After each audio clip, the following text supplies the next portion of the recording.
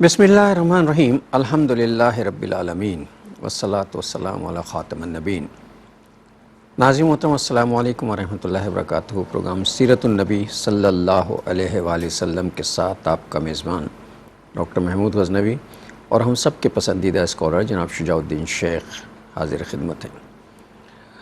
پچھلا پروگرام سیرت النبی کے حوالے سے جاری و ساری تھا، تو ایک درمیان میں ہم نے اسے اس کے تسلسل کو روکا تھا، اور بات جو ہے وہ دعوت دین کی ہو رہی تھی کہ کیسے جو ہے دعوت دین کا کام کیا جائے، اور ہماری ذمہ داری ہے، یہ نفل نہیں ہے بلکہ فرائض میں شامل ہے ہمارے۔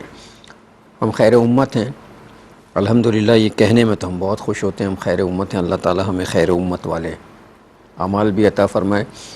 سیرت کے حوالے سے بہت سنجیدہ گفتگو یہ جا رہی ہے، سنجیدہ ظاہر ہے ساری گفتگو سنجیدہ ہی، لیکن یہ بڑی ٹچی اور سینسیٹیو معاملہ ہے جسے ہم نظر انداز کرتے ہیں۔ ہماری زندگیوں کے لیے بہترین نمونہ اگر رسول اللہ صلی اللہ علیہ وسلم کے حیات طیبہ کو قرار دیا گیا ہے، تو ہم پہ یہ ذمہ داری بھی عائد ہوتی ہے کہ رسول اللہ صلی اللہ علیہ وسلم نے جو حکم ہمیں فرمایا اس حکم پر بھی ہم عمل کریں۔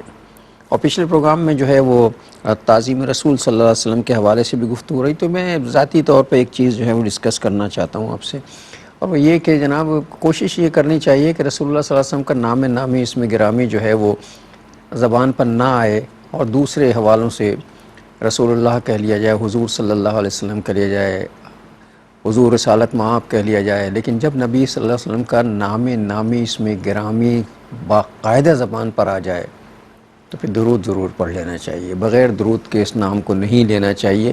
خلاف ادب لگتا ہے، میرا دل تو کیسے خلاف ادب ہی کہتا ہے کہ حضور کا نام زبان سے نکل جائے اور درود نہ پڑے۔ اور ویسے بھی حضور صلی اللہ علیہ وسلم نے ایک موقع پر جو ہے وہ آپ نے بڑا مشہور وہ سنا ہے کہ ممبر پہ آپ تشریف لے جا رہے تھے اور جبرائیل آئے اور انہوں نے کوئی بات کہی، پہلے ممبر پہ آمین، دوسرے پہ آمین اور تیسرے پہ آمین۔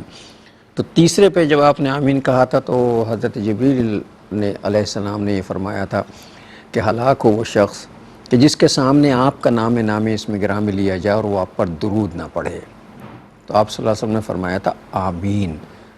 اب یہ کتنا خوفناک معاملہ ہے کہ جبریل امین روح القدس بد دعا دے رہے ہوں اور رحمت العالمین اس پر آمین کہہ رہے ہیں۔ تو ادب کا تقاضا یہ ہے کہ رسول اللہ کا نام کوشش کریں، ہماری زبانیں اس قابل نہیں ہے کہ نام نکلے، تو لیکن اگر نام باقاعدہ لیا جائے تو درود ضرور پڑھا جائے۔ جو سنے وہ بھی درود ایک مرتبہ تو کم سے کم درود پڑھیں نا، واجب ہے ایک مرتبہ درود پڑھنا، بلکہ فرض ہے۔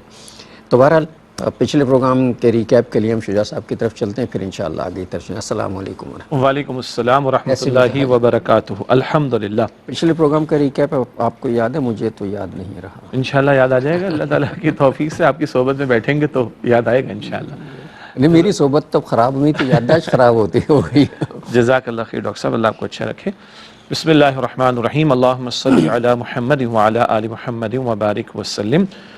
رب اشرح لی صدری ویسر لی امری واحلل عقدۃ من لسانی یفقہوا قولی واجعل لی وزیرا من اہلی، آمین یا رب العالمین۔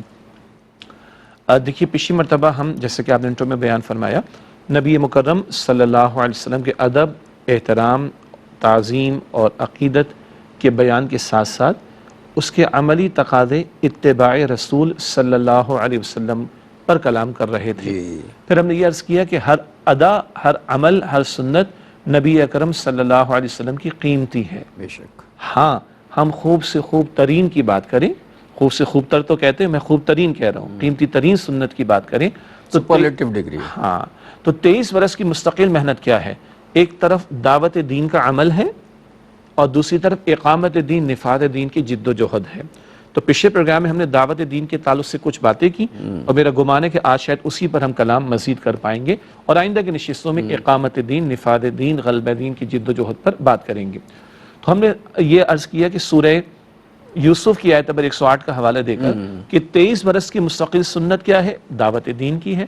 سورہ یوسف کی آیت نمبر 108 میں ذکر آتا ہے قُلْ هَذِهِ سَبِيلِي أَدْعُو إِلَى اللَّهِ عَلَى بَصِيرَةٍ أَنَا وَمَنِ اتَّبَعَنِي۔ اے نبی علیہ السلام آپ یوں فرما دیجئے کہ یہ میرا راستہ ہے، میرا طریقہ ہے، میں اللہ کی طرف دعوت دیتا ہوں پوری بصیرت کے ساتھ، یقین و کنوکشن، میں بھی یہ کام کر رہا ہوں، میری اتباع کرنے والے بھی یہ کام کر رہے ہیں۔ تو 23 برس کی محنت کیا ہے؟ وہ دعوت دین کی محنت ہے، اور آج ختم نبوت کے بعد یہ امت مسلمہ کے کاندھوں پر ہے، امت کی تاسیس اسی کام کے لیے ہوئی، یہ امت مسلمہ برپا ہی اسی کام کے لیے کی گئی کہ ختم نبوت کے بعد اب یہ پیغام اللہ کا دوسروں تک پہنچائے۔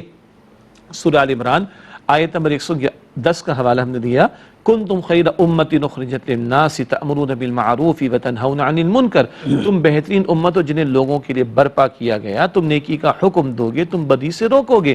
دنیا اپنے لیے جیے گی، تمہیں دوسروں کے لیے بھی جینا ہے، دنیا اپنی فکر کرے گی، تم نے اپنے ساتھ دوسروں کی بھی فکر کرنی ہے۔ تو ختم نبوت تو ہو گئی، کار رسالت باقی ہے، پہنچانے والا کام باقی ہے، اور یہ ذمہ داری امت مسلمہ کے کاندھوں پر ہے۔ ہم نے یہ بھی ذکر کیا کہ ہر امتی یہ کام کرے گا اپنی استطاعت کے مطابق، اپنی استعداد کے مطابق، اپنے دائرہ کار کے اعتبار سے، مرد ہو، عورت ہو، بوڑھا ہو، جوان ہو، ہر ایک پر لازم ہے اپنی استعداد اپنے دائرہ کار کے اعتبار سے۔ حجۃ الوداع کا ذکر بھی آیا، نبی مکرم صلی اللہ علیہ وسلم نے اللہ کا دین پہنچا دیا، اس کی گواہی صحابہ کرام سے لی رضی اللہ تعالی عنہم اجمعین، اور اللہ تعالیٰ کو بھی گواہ بنایا کہ اللہ تو گواہی دے رہے، میں نے پہنچا دیا۔ پھر آپ نے فرمایا فَلْيُبَلِّغِ الشَّاهِدُ الْغَائِبُ، اب جو تم میں سے یہاں حاضر ہے، موجود ہے، ان لوگوں تک پہنچا دے جو یہاں پر موجود نہیں۔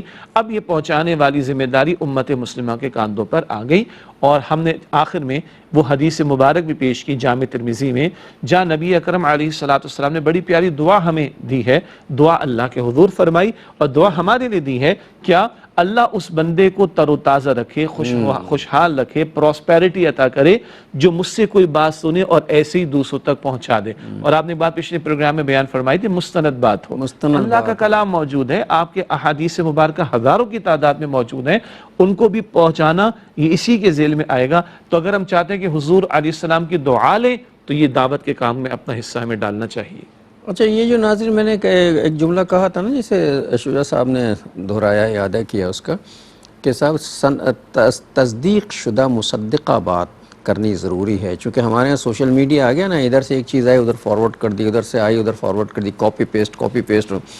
اور یہ یاد رکھیں کہ یہ کام ہم نیکی سمجھ کے کر رہے ہوتے ہیں نا۔ وہ کسی صاحب نے بڑی اچھی بات کہی، وہ مجھے اچھی بھی لگی، میں نے چاہا آپ سے شیئر کر لوں۔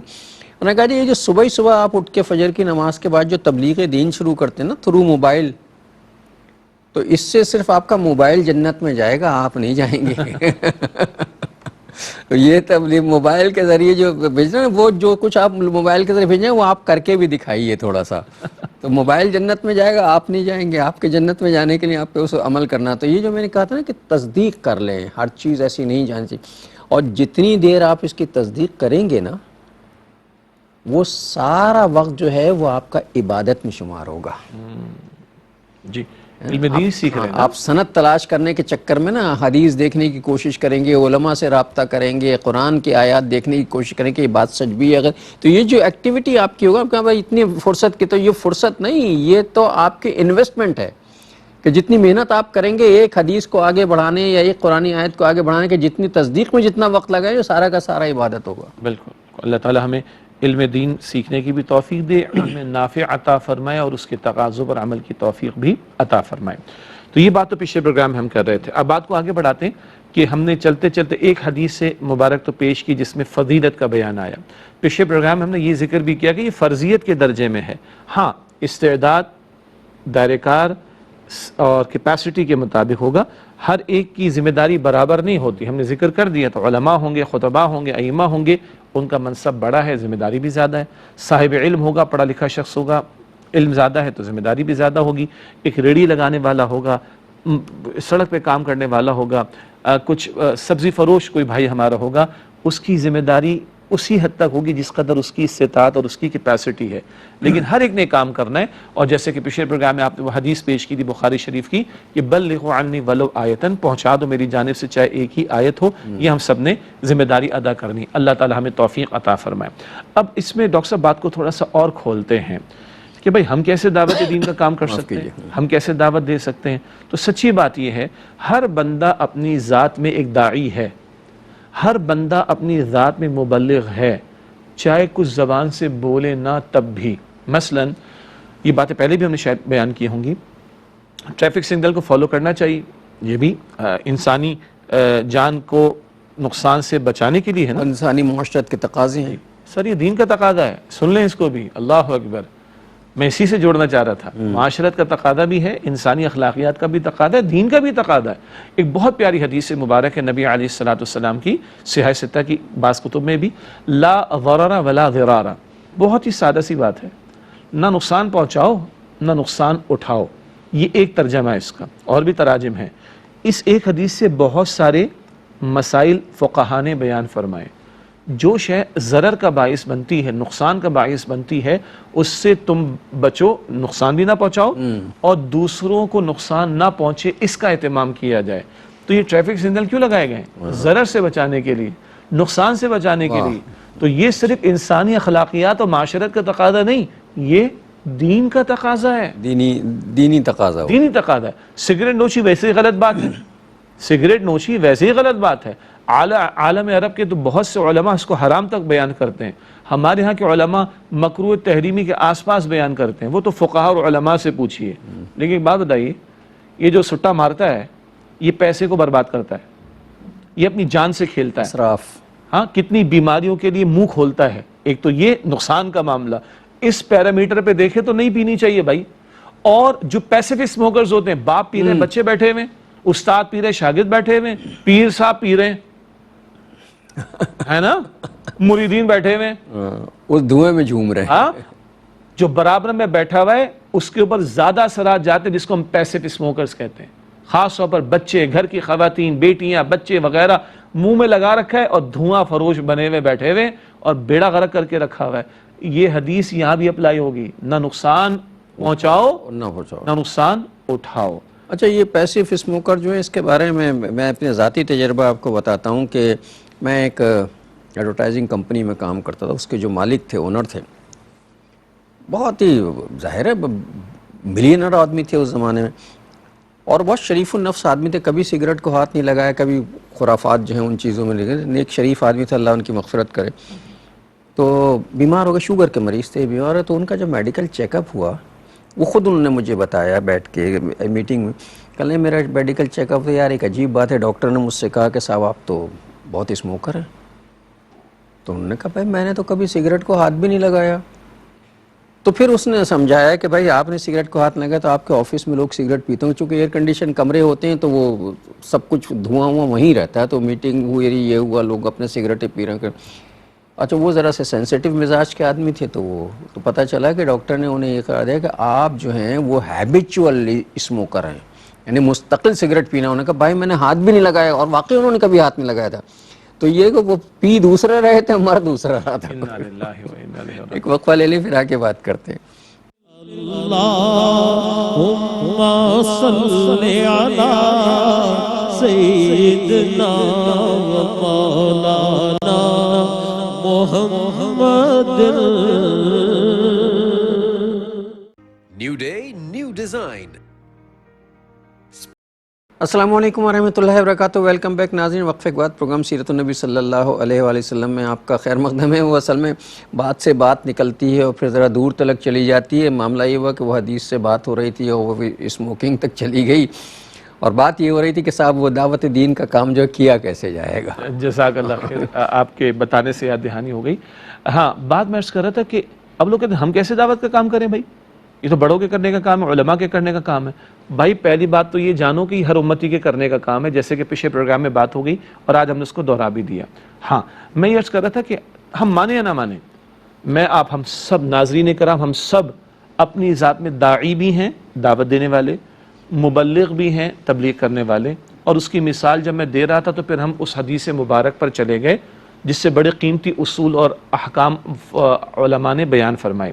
کیا سگنلز کی ہم بات کر رہے تھے نا, ٹریفک سگنل کو فالو کرنا چاہیے کیونکہ ایک دوسرے کی جان کی حفاظت ضروری, بلکہ اپنی جان کی حفاظت بھی ضروری.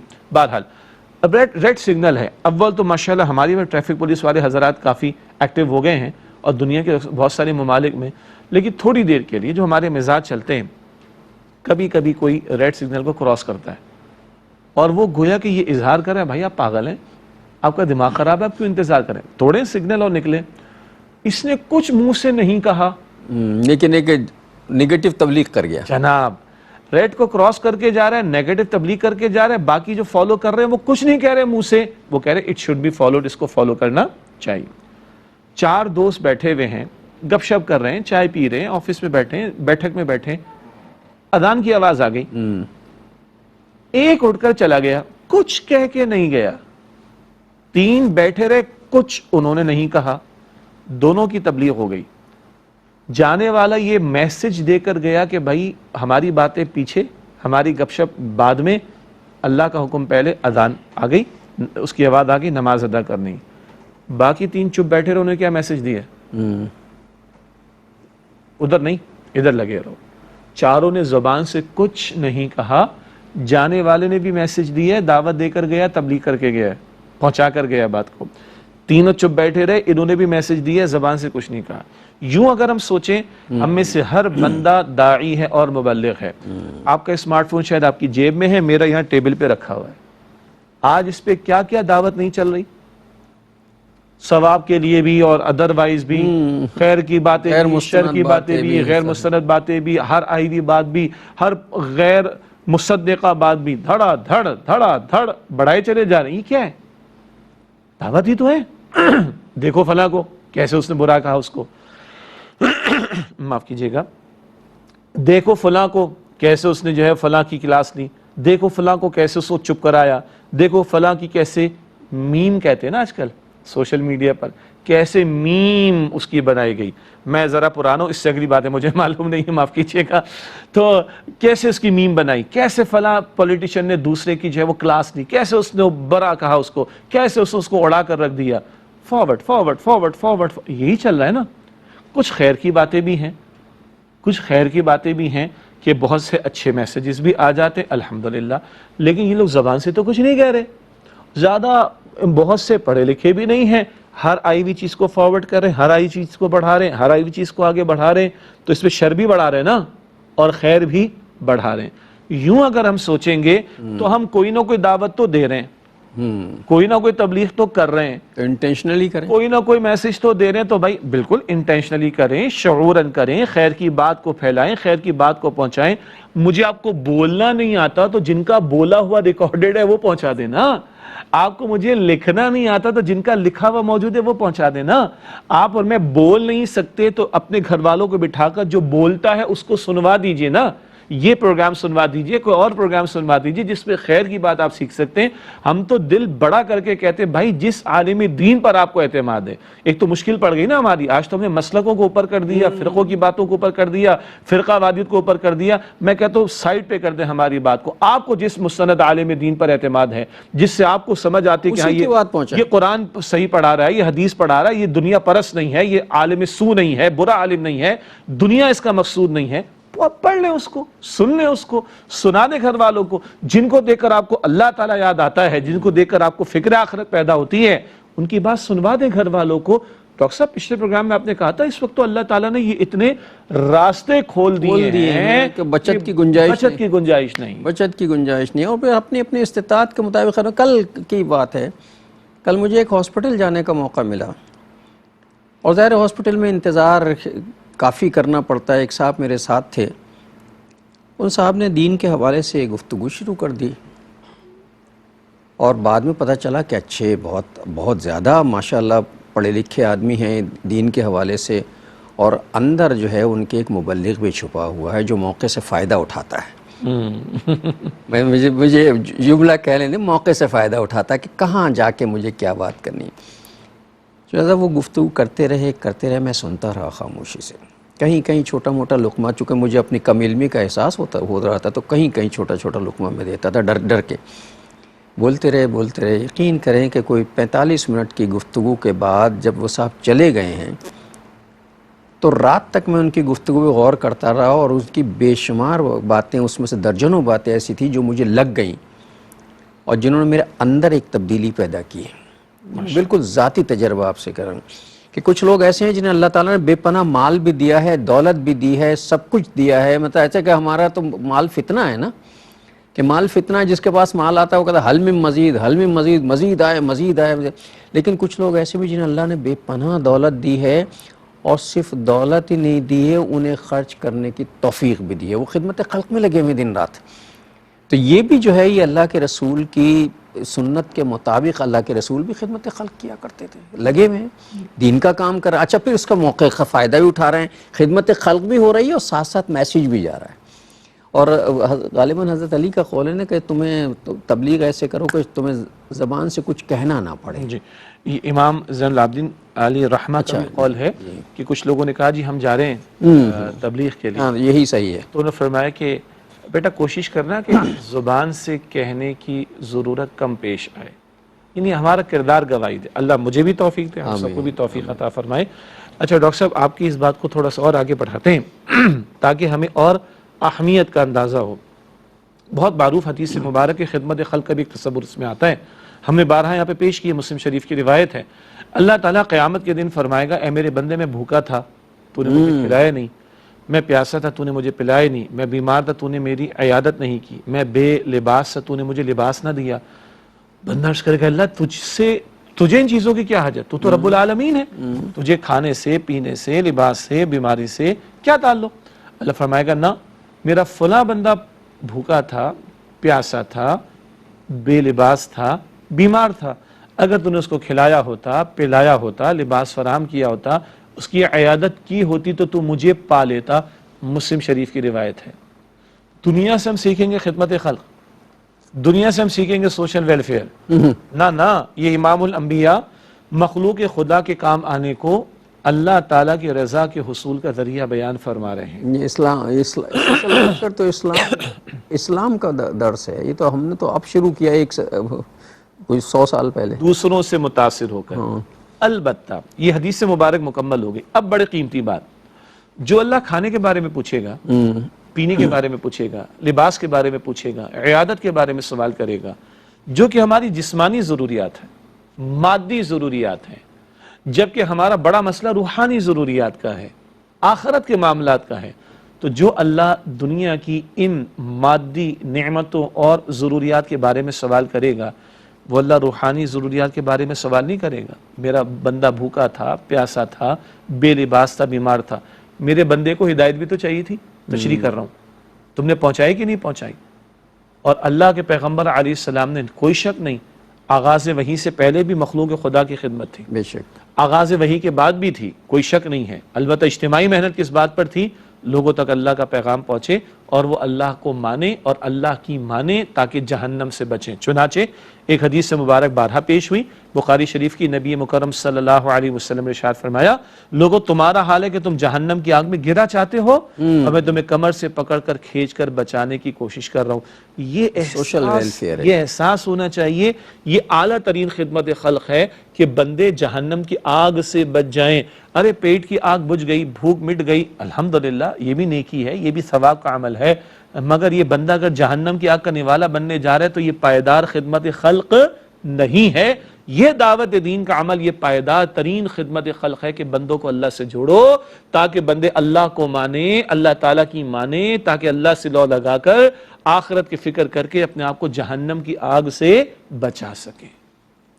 اور یہ کتنا اچھا عمل ہے جس کا میں نے بھی تذکرہ کیا تھا کہ باتوں ہی باتوں میں اللہ کا دین، اللہ کے رسول کا پیغام بھی لوگوں تک پہنچ جائے، ان سے ہمدردی کا اظہار بھی ہو جائے. اللہ تعالیٰ ایسے لوگوں کو، یہ اللہ تعالیٰ کے چنیدہ لوگ ہوتے ہیں، مخصوص بندے ہیں جنہیں اللہ نے پسند کر لیا ہے، اپنے پسندیدہ بندوں میں شامل کر. اللہ تعالیٰ ہمیں بھی ان میں شامل کرے. تو یہ سیرت کا پروگرام ہم اس لیے کرتے ہیں کہ رسول اللہ صلی اللہ علیہ وسلم کی حیات طیبہ پوری کی پوری، یہ تو بیچ میں ایک بات سوشل ویلفیئر کے حوالے سے نکل آئی، تبلیغ کر ہے، دعوت کا پیغام ہے، اللہ کے دین کو کسی نہ کسی طرح بھی اپنی استطاعت کے مطابق لوگوں تک پہنچانا، یہ ہماری ذمہ داری، ہمارے فرائض میں شامل ہے. بالکل. اور دیکھیں سورہ عصر کا حاصل کیا ہے؟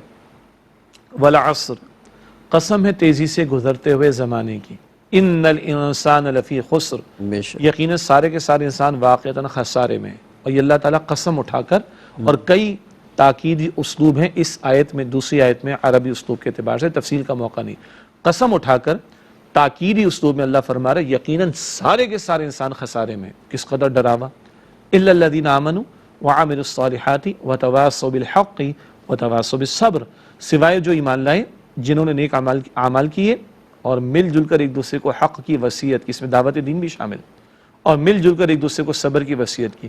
صرف ایمان کافی نہیں اس آیت میں، صرف نیک اعمال اکیلے کے لیے نیک بندہ کافی نہیں، مل جل کر، یہ اجتماعی طور پر بھی ہوگا، اجتماعی طور پر مل جل کر ایک دوسرے کو حق کی وصیت کرنا، جس میں دعوت دین کا عمل بھی شامل ہے، اور اس راہ میں مشکل تو آئے گی، حق بیان کریں گے، مشقت تو آئے گی، مخالفت تو آئے گی، تو ایک دوسرے کو مل جل کر انہوں نے صبر کی تلقین کی۔ بھائی یہ لازمی ہے ہمارے لیے، بارہا ہم نے ذکر کیے، فرض ہے، یہ امتی ہونے کے ناطے ذمہ داری ہے، اس کے بغیر گزارا نہیں ہے۔ ہاں اپنی استعداد کیپیسٹی کے مطابق کریں، دائرہ کار کے مطابق کریں، مگر یہ جو آج لوگوں نے سمجھ لیا کہ فلاں کر لیا، فلاں نے کر لیا، فلاں نے کر لیا، کافی نہیں، صرف فلاں نے جنت میں جانا ہے، آپ نے بھی جانا ہے، آپ نے وہ اس کا اپنا معاملہ ہے نہیں، نا، آپ نے بھی اپنا اپنا معاملہ، تو پھر آپ بھی کریں۔ نہیں انڈیویجول معاملہ ہے نا۔ وہ کسی صاحب نے بڑی اچھی بات کی کہ نہیں دیکھو بھائی یہ سب کچھ تو صحیح ہے، یہ مشورہ بھی میں تمہیں دوں گا، اس سے مال آ سکتا ہے، یہ بھی دوں گا، لیکن یار ایک بات یاد رکھنا، قبر میں سب کو اپنی اپنی جانا ہے۔ میں تمہارے ساتھ نہیں جاؤں گا، تم میرے ساتھ نہیں آتا، جو کچھ کرو اپنی بہاف پر کرنا۔ اب جیسے انگریزی میں کہتے ہیں yes they are doing good job, they are doing well, they are doing good job, بڑا اچھا کام کر رہے ہیں، تو یہ جو لوگ یہ کام کر رہے ہیں اچھے ہیں ماشاءاللہ، مگر ہمارا ان کو اچھا کہہ دینا ہماری نجات کے لیے کافی نہیں، نہیں ہمیں خود کرنا پڑے ہمیں گا، خود کرنا پڑے گا، کرنا پڑے گا۔ ہمیں خود کرنا پڑے گا۔ ہم کہتے ہیں نا لوگ کر رہے ہیں، اچھا کر رہے ہیں، بڑے نیک لوگ معاشرے میں موجود ہیں، صحیح موجود، میں کیا ہوں؟ تھے وہ آبا ہی تمہارے تو مگر تم کیا ہو؟ ہاتھ پر ہاتھ دھرے منتظر فردہ ہو، کہ وہ کر رہے ہیں بھائی، وہ کر رہے ہیں، وہ کر رہے ہیں، وہ کر رہے ہیں، سب کچھ کر، میں کیا کر رہا ہوں؟ صحیح بات، مسئلہ سارا ہی ہے۔ بالکل بالکل، تو یہ ہم میں سے ہر ایک نے کرنا ہے، اور اس کی فضیلتیں بھی بہت ساری اور بیان ہوئی ہیں۔ ایک اور آیت اللہ تعالیٰ نے یاد دلائی، سورہ حامیم السجدہ کی آیت نمبر 33 سے 33، اللہ تعالیٰ فرماتے ہیں وَمَنْ أَحْسَنُ قَوْلًا مِّمَّنْ دَعَا إِلَى اللَّهِ، اس سے بہترین بات کس کی ہوگی جس نے اللہ تعالیٰ کی طرف دعوت دی۔ تو آج ہم سب کے پاس صلاحیت ہے، کہاں کہاں بول رہا ہے بندہ، کہاں کہاں ٹائپ کر رہا ہے، کہاں کہاں لکھ رہا ہے، یہ اپنے معافی ضمیر کو بیان کرنے کے جتنے ذرائع ہیں، ان سب کا بہترین استعمال کیا ہے؟ اللہ کی طرف دعوت دینا۔ اور اللہ خود فرما رہے سورہ حامیم السجدہ، جس کا ایک اور نام سورہ فصلت بھی ہے، اس کے آیت نمبر 33 میں، کہ اس سے بہترین بات کس کی ہوگی جس نے اللہ سبحانہ وتعالیٰ کی طرف لوگوں کو دعوت دی۔ ناظرین ایک وقفہ لے لیں، پھر آ کے انشاءاللہ بات کرتے ہیں۔ السلام علیکم ورحمۃ اللہ وبرکاتہ، ویلکم بیک ناظرین۔ وقفے کے بعد پروگرام سیرت النبی صلی اللہ علیہ وآلہ وسلم میں آپ کا خیر مقدم ہے۔ تو بات یہ ہو رہی تھی بھائی دعوت دین کا کام سب کو کرنا ہے، مجھے بھی کرنا ہے، آپ کو بھی کرنا ہے، اور یہ جو ہم وقتاً فوقتاً بعض لوگوں کو تذکرہ، جیسے ایک میں نے تذکرہ کر دیا تھا کہ کل ایک صاحب سے ملاقات ہوئی، یہ ہوا، یہ موٹیویشن کے لیے ہوتا ہے، صرف ترغیب کے لیے ہوتا ہے کہ صاحب فلاں صاحب کر رہے ہیں، اب مجھے بھی ترغیب ملنی چاہیے کہ میں بھی ایسا کام کروں۔ ان کے کام کر لینے سے میری نجات نہیں ہوگی، مجھے اپنی نجات کا سامان الگ سے کرنا پڑے گا۔ تو ہر آدمی کو اپنی اپنی کیپیسٹی کے مطابق، اپنی اپنی سہولت کے مطابق، استطاعت کہتے ہیں اسے، اپنی اپنی جو بھی صلاحیت اللہ نے، چونکہ اللہ تعالیٰ نے کسی پر بھی اس کی طاقت سے زیادہ بوجھ ڈالا ہی نہیں ہے، اور قرآن میں اس کا تذکرہ بھی کہ اللہ تعالیٰ کبھی کسی پہ، ابھی جو ہم پہ مصیبتیں آتی ہیں نا، ہم جو شور شرابہ کرتے ہیں اور ہنگامہ کرتے ہیں، تو بھائی سچی بات یہ ہے کہ جب کوئی آزمائش، بعض اوقات ہوتا ہے آزمائش کے ساتھ دوسری آزمائش آتی ہے، تیسری آزمائش، ایک سلسلہ ہوتا ہے جس کے بارے میں لوگ کہتے ہیں کہ برا وقت کبھی اکیلا نہیں آتا، ساتھ میں بہت سی چیزیں لے کر آتا ہے۔ تو یہ اصل میں ایسا نہیں ہوتا، اللہ تعالیٰ بس اگر ایک چیز ہمیں مل جائے نا تو بڑی تسلی ہو جاتی کہ بھائی اگر یہ پریشانی مجھ پر آ گئی ہے، یہ تکلیف مجھ پر آ گئی، تو یہ میرا رب صرف اتنی ہی تکلیف اور اتنی ہی بوجھ مجھ پہ ڈالے گا جتنا میں جھیل سکتا ہوں، اور اگر یہ تکلیف آئی ہے جو مجھے لگ رہی ہے کہ میں نہیں جھیل سکتا، تو اس کا مطلب ہے کہ میرے رب نے میری سہنے کی طاقت کو بڑھا دیا ہے، تو مجھے یہ تکلیف دی ہے۔ قرآن کریم یہ بھی فرماتا ہے نا، جو آپ اشارہ فرما رہے تھے، لا یکلف اللہ نفسا الا وسعها، اللہ تعالیٰ ہر انسان پر اتنی ہی ذمہ داری کا معاملہ ڈالتا ہے جس قدر اس کی وسعت یعنی کیپیسٹی ہوتی۔ پھر مصائب ہمارے کرتوتوں کی وجہ سے بھی آتے، سورہ شورى کی آیت نمبر 30 میں ذکر آتا ہے وما اصابکم من مصیبت فبما کسبت ایدیکم ویعفو عن کثیر، جو مصیبتیں تم پر آتی اکثر وہ لوگوں تمہارے اپنے اعمال کی وجہ سے آتی، بہت سی باتوں کو تو اللہ تعالیٰ معاف فرما دیتا ہے۔ کبھی مصائب کا آنا امتحان کے لیے بھی ہوتا ہے، صبر کرنے والوں کو اجر ملتا ہے۔ سورۃ البقرہ کی آیت نمبر 155 میں آتا ہے وَلَنَبْلُوَنَّكُمْ بِشَيْءٍ مِّنَ الْخَوْفِ وَالْجُوعِ وَنَقْصٍ مِّنَ الْأَمْوَالِ وَالْأَنفُسِ وَالثَّمَرَاتِ، ہم ضرور کسی قدر تمہارا امتحان لیں گے خوف کے ذریعے، بھوک کے ذریعے، جان مال اور پیداوار وغیرہ کے نقصان کے ذریعے، لیکن وبشر الصابرین، اے نبی علیہ السلام صبر کرنے والوں کو بشارت دے دیجئے، الذین اذا اصابتهم مصیبہ، جب ان پر کوئی مصیبت آ پڑتی ہے، قالوا انا للہ و انا الیہ راجعون، وہ کہتے ہیں بے شک ہم بھی اللہ ہی کے تو ہیں اور ہمیں لوٹ کر اللہ کی طرف جانا ہے، آنے والی مشکل پر صبر کرتے ہیں اللہ کا حکم مان کر، اولئک علیہم صلوات من ربہم ورحمہ واولئک هم المہتدون، یہی وہ لوگ ہیں جن پر ان کے رب کی طرف سے عنایتیں اور رحمت ہے اور یہی لوگ ہدایت یافتہ ہیں۔ ہاں، آنے والی مصیبت پر چیخنا، چلانا، واویلا مچانا اور اللہ کی رضا پر راضی نہ رہنا، یہ ہے خطرناک بات۔ پھر عین ممکن ہے کہ بندے کو گناہوں کی سزا مل رہی ہو، لیکن مشکل آ گئی، مصیبت آ گئی، بندہ اللہ کے فیصلے پہ راضی رہتا ہے، برداشت کرتا ہے، انا للہ پڑھتا ہے، اللہ تعالیٰ اجر عطا فرمائے گا اس کو۔ اور لفظ فتنہ آزمائش کے معنی میں آتا ہے، آزمائش میں بندہ ناکام بھی ہو سکتا ہے، آزمائش میں بندہ کامیاب بھی ہو سکتا ہے۔ اور ایک اور چیز میں نے ایک جگہ پڑھی تھی، میں آپ سے شیئر کرنا چاہتا ہوں ناظرین، کسی نے ایک چیز لکھی تھی، پوسٹ لگائی تھی، اور کہا تھا کہ صاحب گناہوں کی زیادتی کے باوجود نعمتوں کا جاری ہونا جو ہے یہ بڑا خطرناک ہے، کہ آدمی گناہ گار ہے اور گناہ پہ گناہ کیے جا رہا ہے اور نعمتوں پہ نعمتیں نازل ہو رہی ہیں۔ اس کا مطلب یہ ہے کہ اللہ تعالیٰ نے بڑی مشکل میں ڈال دیا ہے اور اللہ تعالیٰ نعمتیں دے کر اس سے دیکھ رہا ہے، اس کو آزما رہا ہے، بلکہ اس کی رسی ڈھیلی کر دی ہے اللہ نے۔ اللہ تعالیٰ مہلت عمل دیتا ہے، بندہ مان جائے تو ٹھیک ہے۔ ہم لوگ یہ کہتے ہیں نا کہ دیکھیں صاحب فلاں گناہ گار ہے، فلاں بد کردار بھی ہے، فلاں دولت تو دیکھیے ان کے پاس ہے، سمجھے، برق گرتی ہے تو بیچارے مسلمانوں پر، رحمتیں ہیں تیری اغیار کے کاشانوں پر، استغفر اللہ، برق گرتی ہے تو بیچارے مسلمانوں پر۔ تو کہتے ہیں صاحب ان کو دیکھیے، وہ اتنے گناہ گار بھی ہیں، یہ بھی ہیں، وہ بھی ہیں، نعمتیں انہیں مل رہی ہیں، اصل میں اللہ نے ان کی رسی ڈھیلی کی ہوئی ہے۔ اور وہ کہتے ہیں نا کہ ان کے دن گرے جا چکے ہیں، جی، ان کی فائل تیار ہے، بڑی خطرناک بات۔ بچنے کا کوئی موقع نہیں رہے گا۔ اچھا، علماء کی اصطلاح میں اس کو استدراج بھی کہتے ہیں، ویسے استدراج کا لفظ قرآن میں بھی ہے، سنستدرجہم من حیث لا یعلمون، ہم ایسے ان کو آہستہ آہستہ پکڑیں گے کہ ان کو اندازہ بھی نہیں ہوگا۔ تو جو مہلت مل رہی ہے، اور گناہ گاروں کو، نافرمانوں کو، باغیوں کو، سرکشوں کو، جن کو دیکھ کر کبھی دل کڑتا بھی ہے، یہ استدراج ہوتا ہے، وہ اپنے تئیں سمجھتے ہیں بڑے اچھے جا رہے ہیں اور یکدم پھر اللہ ان کی پکڑ فرماتا ہے۔ ایک بات۔ دوسری بات، کفار کے لیے، دین دشمنوں کے لیے، اللہ کے باغیوں کے لیے، اللہ کے سرکشوں کے لیے اگر کچھ دینا دلانا ہے تو وہ دنیا میں مل جائے گا نا، آخرت میں کچھ نہیں ان کے لیے، اس لیے اللہ تعالیٰ ان کو ادھر ہی دے دیتا ہے، آخرت میں کچھ نہیں ان کے لیے۔ سیدنا عمر رضی اللہ تعالیٰ عنہ رسول اللہ علیہ السلام کے حجرہ مبارک میں داخل ہوئے، ایک بوری پر، ٹاٹ پر آپ آرام فرما رہے تھے، جس میں اتھر پر تہبند موجود تھی اور بقیہ جسم اس پر قمیض نہیں تھی، وہاں نشان پڑ گئے۔ سیدنا عمر دیکھتے رضی اللہ عنہ، ان کی آنکھوں میں آنسو آتے، یا رسول اللہ علیہ السلام، حضور پوچھتے کیا ہو گیا، تم کیوں روتے ہو؟ یا رسول اللہ علیہ السلام، یہ کیسر اور کسرا، ایران کی، روم کے بادشاہ مخملی بستروں پر سوتے ہیں، محلات میں رہتے ہیں، عیاشیاں کرتے ہیں، خوب مزے اڑاتے ہیں، اور آپ اللہ کے پیغمبر ہیں صلی اللہ علیہ وسلم، امام الانبیاء ہیں صلی اللہ علیہ وسلم، یہ حال۔ تو حضور فرماتے ہیں علیہ السلام، اے عمر تم اس بات پر خوش اور راضی نہیں ہو، یہ دنیا کا مال ہے اور ہمیں اللہ آخرت عطا فرمائے۔ کیا تعلیم اور تربیت ہے اللہ کے پیغمبر کی صلی اللہ علیہ وسلم۔ یہ بھائی سیرت کا پروگرام ہے، رسول اللہ کی سیرت سے گفتگو ہو رہی ہے، بات سے بات چلتی ہے، نکلتی ہے، اور اپنا اچھا فرمایا کہ ہم یعنی کوئی اسکرپٹڈ پروگرام تو نہیں ہے ہمارا، اسکرپٹ ہمارا ایک ہی ہے، وہ رسول اللہ علیہ السلام کی حیات طیبہ، تو بات سے بات چلتی ہے، مگر یہ سیکھنے کی باتیں ہیں، یہ اپنے سامنے رکھنے کی باتیں ہیں، کیسے کیسے ہماری نفس پر ہاتھ رکھ کر حضور نے ہمیں تسلیاں بھی عطا کی ہیں، تربیت بھی فرمائی ہے اور جینے کا سلیقہ سکھایا ہے صلی اللہ علیہ وسلم۔ اور یہ بات میں نے اس لیے کی کہ ہم جب واویلا کرتے ہیں نا، اور پھر جیسے شوی صاحب نے کر کے کڑتے ہیں اندر، فلاں کو اتنا مل گیا، فلاں کے اعمال دیکھو اسے اتنا مل گیا، فلاں کیا، بھائی اس سے ڈرنا چاہیے، توبہ کرنی چاہیے۔ اگر گناہ گاریت کے باوجود، معصیت کے باوجود نعمتوں کا نزول ہو رہا ہے تو بڑی خطرناک بات ہے یہ، اور اللہ تعالیٰ کی طرف سے پکڑ آ جاتی، اس کا مطلب اللہ تعالیٰ نے رسی ڈھیلی چھوڑی، اس کا مطلب ہے جب پکڑ آئے گی تو پھر گنجائش کوئی نہیں ہوگی، مارا جائے گا آدمی بہت بری طرح۔ اس پہ کوڑنا نہیں چاہیے، بلکہ توبہ کرنی چاہیے، استغفار کرنا چاہیے، اور کہنا چاہیے اللہ تعالیٰ اس مال سے میں تیرے پناہ مانگتا ہوں جو مجھے غفلت میں ڈال دے، اس مال نے غفلت میں ڈالا ہوا ہے، تو اس مال سے پناہ مانگنی چاہیے۔ الہاکم التکاثر حتی زرتم المقابر، یہ کثرت کی خواہش نے تمہیں غافل کر ڈالا. کس سے؟ تمہاری حقیقت سے، تمہارے مقصد زندگی سے. حتی زرتم المقابر، یہاں تک کہ تم نے قبریں جا دیکھی.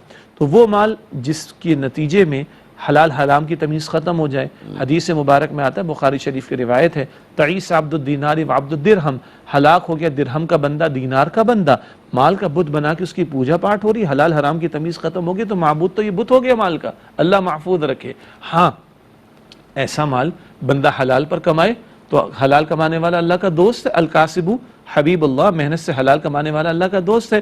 حلال کمائے بندہ اور اپنے گھر والوں کی کفالت کرے جائز طریقے پر. صدقے کا معاملہ حدیث میں بیان ہوا، یہ صدقہ ہے. ماں باپ کو کھلاتے ہو، بیوی کو لقمہ کھلاتے ہو، اولاد کو لقمہ کھلاتے ہو، صدقہ ہے، ثواب کا کام. ہاتھ نہیں پھیلانا پڑے، اس لیے کماتے ہو کہ ہاتھ نہیں پھیلانا پڑے کسی کے سامنے، یہ بھی صدقہ ہے، ثواب کا عمل ہے.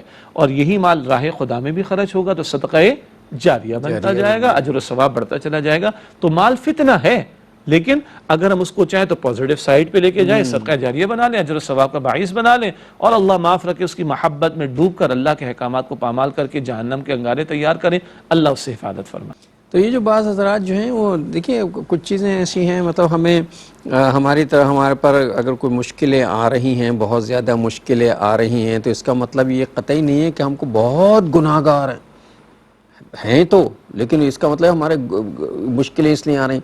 یا اگر ہمارے پاس نعمتیں آ رہی ہیں تو ہم بڑے نیکوکار ہیں، اللہ ہم سے بہت خوش ہیں، ہمیں بے شمار نعمتیں دے رہے ہیں. وہ نعمتیں بھی اگر اللہ دے رہا ہے تو آزما رہا ہے کہ میرا بندہ اس حال میں کیا کرتا ہے، اور یہ اگر ہمیں مشکل میں ڈال رہا ہے تو بھی آزما رہا ہے کہ میرا بندہ کیا کرتا ہے، وہاں شکر کرتا ہے یا یہاں صبر کرتا ہے. اور یہی وہ بات ہے جو 12 ایک حدیث سے مبارک میں آئی کہ مومن کا معاملہ بڑا عجیب اور عمدہ خوبصورت ہے. اس کے ہر معاملے میں خیر ہی خیر ہے. نعمت ملتی ہے، اللہ کا فضل مانتا ہے، شکر ادا کرتا ہے، خیر ہی خیر ہے. مصیبت آ جاتی ہے، آزمائش آتی ہے، اللہ کا فیصلہ مانتا ہے، اس کے فیصلے پہ راضی رہتا ہے، صبر کرتا ہے، خیر ہی خیر ہے. اور حضور علیہ السلام فرماتے ہیں، بخاری شریف میں بھی ہے کہ یہ کیفیت مومن کے سوا کسی کو نہیں مل سکتی کہ بدلتے حالات میں ایک بڑا باوقار رویہ، نعمتوں پر شکر ہے، مصائب پر صبر ہے. کبھی کبھی ہوتا ہے نا کہ ہم جو ہیں بالکل اس کیفیت میں آ جاتے ہیں، کبھی تو ہم سمجھتے ہیں کہ ہم تو بالکل مومن ہیں، پسندیدہ لوگوں میں شامل ہیں، اور بس ہم ہی بس اللہ کے مقرب بندے ہیں. اور کبھی کبھی ایسا لگتا ہے کہ ہم منافق ہو گئے ہیں، جھوٹ بول رہے ہیں. کبھی اندر ایک دم ایمان بھر جاتا ہے، کبھی ایک دم بالکل جو ہے ہمارا ایمان جو ختم ہوتا ہوا محسوس ہوتا ہے، منافقت کسی کیفیت ہمارے اندر آ جاتی ہے. یہ بھی اصل میں اللہ کی طرف سے بڑی آزمائشیں ہیں. اور یہ ڈر رہنا چاہیے. حدیث مبارک میں وہ بات بھی آئی نا کہ الایمان بین الخوف والرجاء، ایمان خوف اور امید کی درمیانی کیفیت کا نام ہے. اللہ کی پکڑ کا خوف بھی رہے اور اللہ تعالیٰ فضل فرما کر بخش دے گا، اس کی امید بھی رہے. یہی اسلوب قرآن پاک میں ہے. جنت کا ذکر بھی آتا ہے ساتھ ساتھ، جہنم کا ذکر بھی آتا ہے. یہ دونوں کیفیت ساتھ ساتھ رہے. اپنی نیکیوں اور عبادات پر انسان کو غرہ دھوکہ نہ ہو جائے کہ میں کچھ کر بیٹھا، معاذ اللہ، لیکن اللہ سے امید رکھنی چاہیے کہ اس نے نیکی کی توفیق وہ قبول بھی فرمائے گا.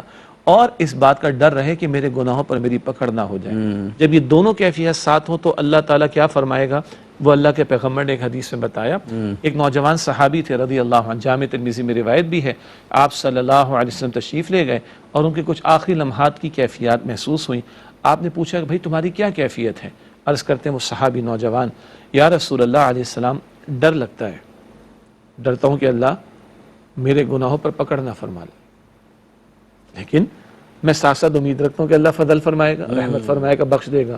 تو اللہ کے پیغمبر علیہ السلام نے فرمایا کہ جس کی یہ دونوں کیفیات جمع ہوں، دونوں کیفیات ایک وقت میں جمع ہو جائیں، تو اللہ اس سے بچا لے گا جس کا اسے خوف ہے، اور اللہ وہ عطا فرمائے گا جس کی اسے امید ہے. بات ہے کہ دونوں باتیں ساتھ ساتھ ہو، خوف بھی ہو پکڑ کا اور رحمت کی امید بھی ہو. اللہ تعالیٰ قہار بھی ہے، جبار بھی ہے، رقیب بھی ہے، نگرانی کرنے والا بھی ہے، اور اس کی پکڑ بہت سخت ہے. لیکن دوسرا پہلو بھی اللہ تعالیٰ کی ہستی کا ہے، اور وہ کہ غفور بھی ہے، تواب الرحیم بھی ہے، معاف کرنے والا بھی ہے، ماؤں سے 70 گنا زیادہ پیار کرنے والا بھی ہے. اور یہ تصور بھی ذہن میں رکھیں، اس کی رحمت اس کے غضب پہ غالب ہے، لیکن صرف اس کی رحمت پہ تکیہ کر کے کہ 100 گناہ کیے تیری رحمت کے زور پر، استغفر اللہ ربی من کل ذنب واتوب الیہ، کہ رحمت کے زور پر جو ہے گناہ نہ کیے جائیں، یہ توقع ضرور رکھی جائے کہ میرا رب رحیم ہے اور مجھے تکلیف پہنچانے میں یا اسے جہنم میں ڈالنے میں اسے کوئی فائدہ نہیں ہے، وہ کیوں مجھے تکلیف دے گا، لیکن ہاں اگر اس نے میرے اعمال پہ مجھے پکڑ لیا تو مارا جاؤں گا۔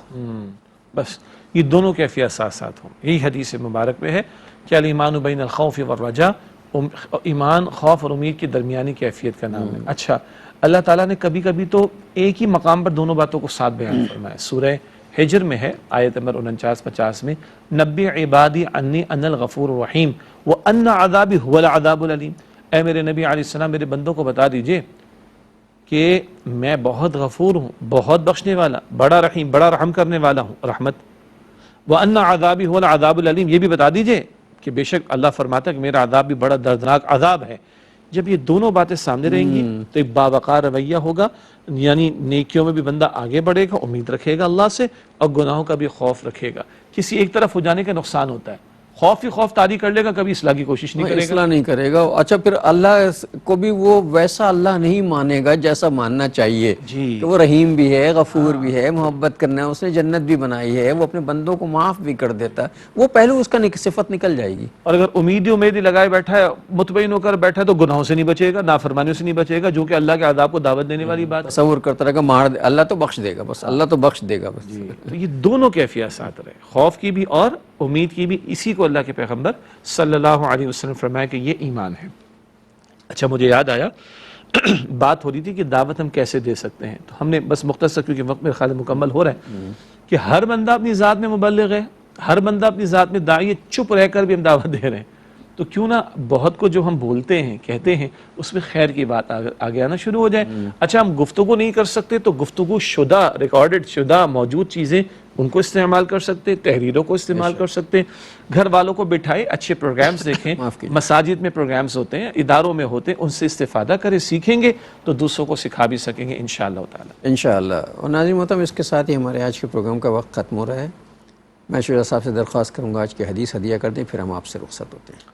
اللہ کے پیارے پیغمبر علیہ السلام کی ایک طویل حدیث کا ایک آخری جملہ ہے جامع ترمذی میں بھی، من دعا الی ہدی الی صراط مستقیم۔ حدیث میں بڑے پیارے الفاظ آئے، جو قرآن پاک کی طرف لوگوں کو دعوت دے گا نا، ہدی الی صراط مستقیم، اس کو تو سیدھے راستے کی ہدایت دے دی جائے گی۔